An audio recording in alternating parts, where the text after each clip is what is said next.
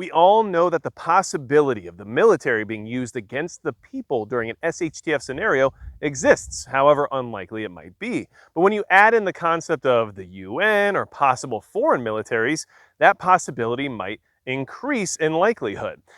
But what about the obscure and unconventional standing armies that we currently have here in the US right now? This is something that we're going to talk about because I want you to be aware of these threats that could easily be leveraged against you during an SHTF scenario. And in fact, I will just go ahead and say right now, they will be leveraged against you. So this is why you should be prepared for some of these situations to occur in any SHTF type scenario. Now, really quick, I want to go ahead and mention that Midway USA is the biggest supporter of the channel, and I greatly appreciate their support and allowing me to get out here and make videos like this one. And of course, the Victos low-key chest rig you see right here is something that you can get from them. And I don't know, is there a pistol in this? You tell me in the comments below. Not really sure if that fits my MO or not.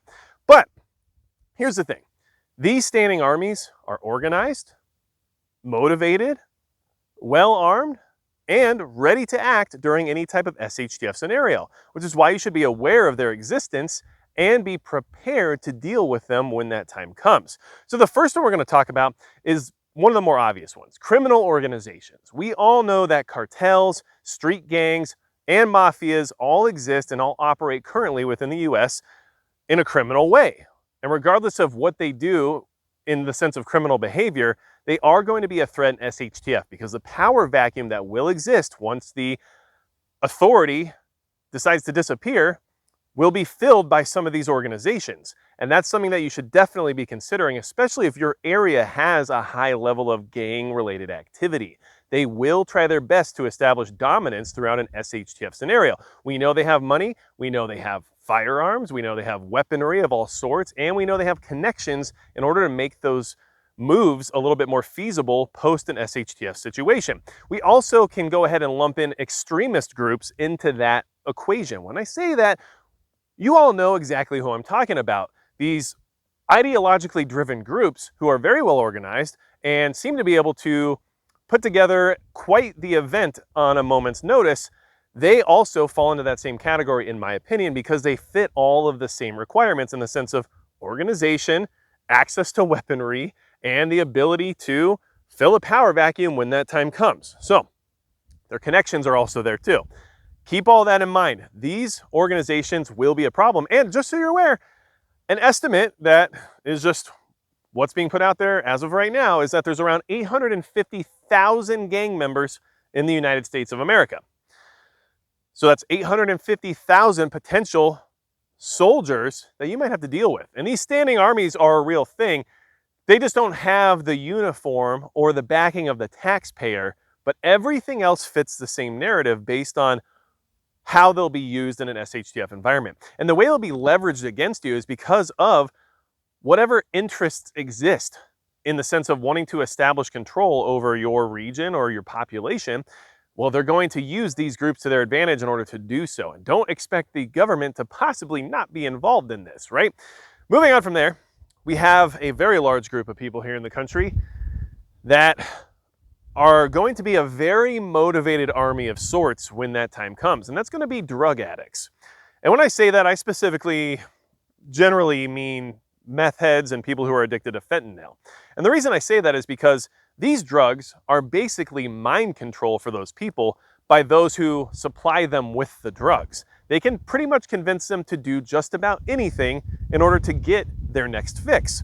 And this will be used and leveraged against you as people. And in fact, I would expect the distribution of these drugs to increase in any SHTF related austere environment for that sole purpose of having people who can be controlled by whatever organization decides to control them. That's why I went ahead and went with this standing army secondary to the criminal organizations, because they are related, of course. But these drug addicts are motivated, desperate, and will be leveraged against you, because that leveraging is actually pretty easy to accomplish once you have them hooked on these drugs, which will be extremely hard to get during SHTF, which means the people who have them will have total control of those groups of people. And it's an unfortunate situation, and I'm not here to try to put down anybody who has problems with addiction. All I'm trying to say is that that's something you, as someone who wants to be prepared, should consider and watch out for, especially if your area has a lot of drug-related crime.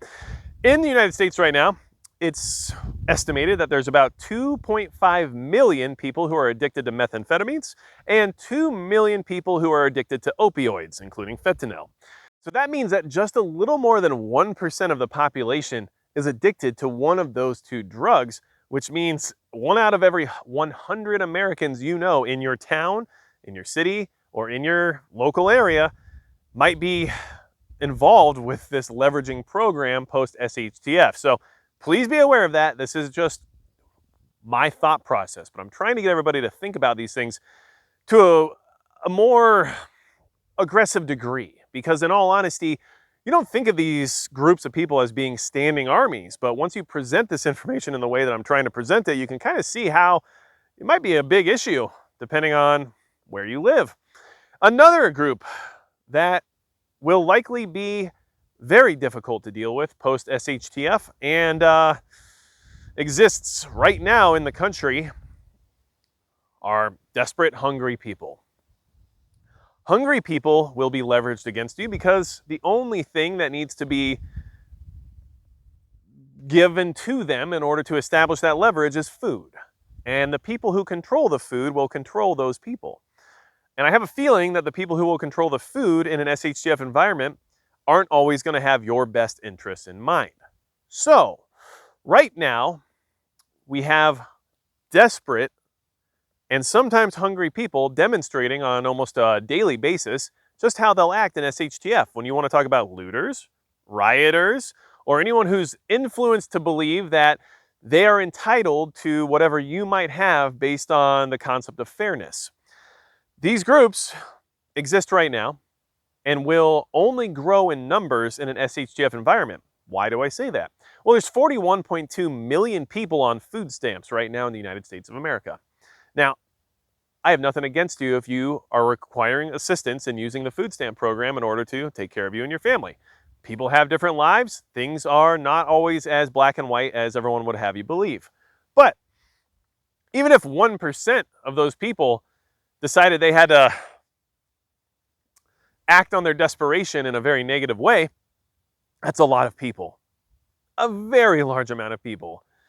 So, desperate, hungry people are their own standing army. They're not prepared because if they were able to prepare, they would not need government programs in order to eat a decent amount of food, which means they don't have the resources, most likely anyway, to put away extra food for a catastrophic event, which means that those people will therefore be leveraged against you in whatever way might be necessary.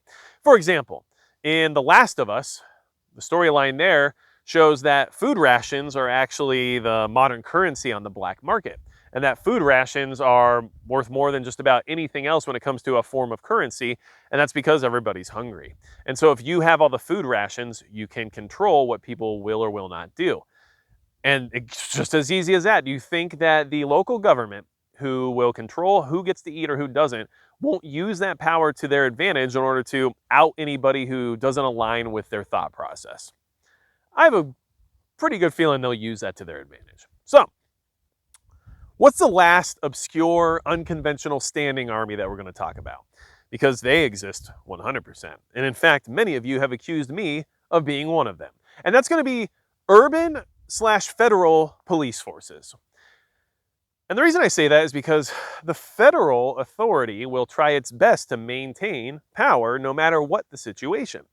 And urban police departments tend to have higher levels of corruption and mostly have the municipality's interests in mind rather than the interests of their constituents. So, these forces will definitely be leveraged against you. We all know what federal agencies are doing these days. What, 87,000 new IRS agents? That's just in order to have a standing army, in my opinion. Because why else would they need that many more agents, plus all of the firearms and ammo they've acquired over the last couple of years? It just kind of tells you exactly what the plan is when things go south, right? Not to mention, for example, the NYPD on its own as a police force has 36,000 officers. That's a standing army.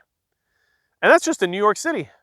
So Apply that to any other major metropolitan area, and you can see that there are some very large police forces that don't operate the same way as a sheriff's department, that don't operate the same way as a small town police department, and take their marching orders directly from the mayor of these major cities.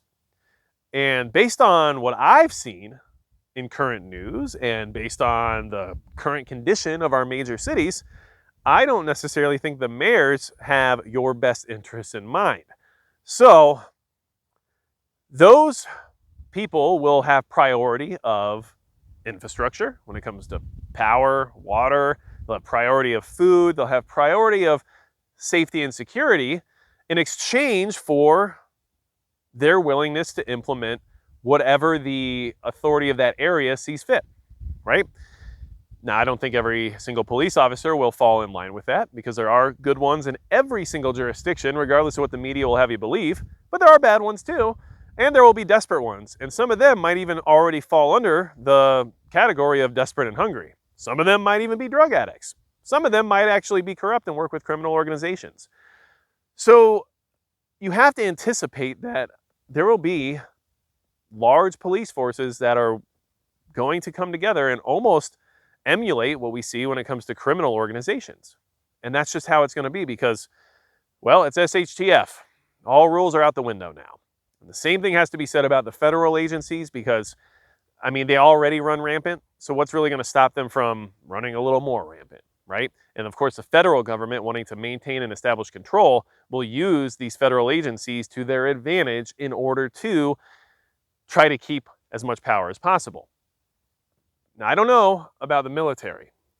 The reason I say that is because, at least as of now, there's still a good, strong belief in constitutionalism within our military, although I do think that that is fading, and we've talked about that here on this channel. But I don't see our troops turning on the people so easily. But I can see these other 4 standing armies we just discussed having the required leverage to do just about anything somebody makes them do post-SHTF. And look, if you live in the city, criminal organizations and urban police forces could be a big deal for you. If you live in the rural environments, drug addicts, right, and desperate, hungry people could be a big deal for you. And no matter where you live, all 4 of them can be a big deal for you because it's all dependent on your area. But I thought this was a good conversation to have because it's not always about the most obvious adversary. Sometimes you got to think about those who would generally be considered non-threats. But it doesn't take much for them to become one, especially when there's something in it for them. So, hopefully this gives you some things to think about. If you guys need anything else from me, go to magicprepper.com.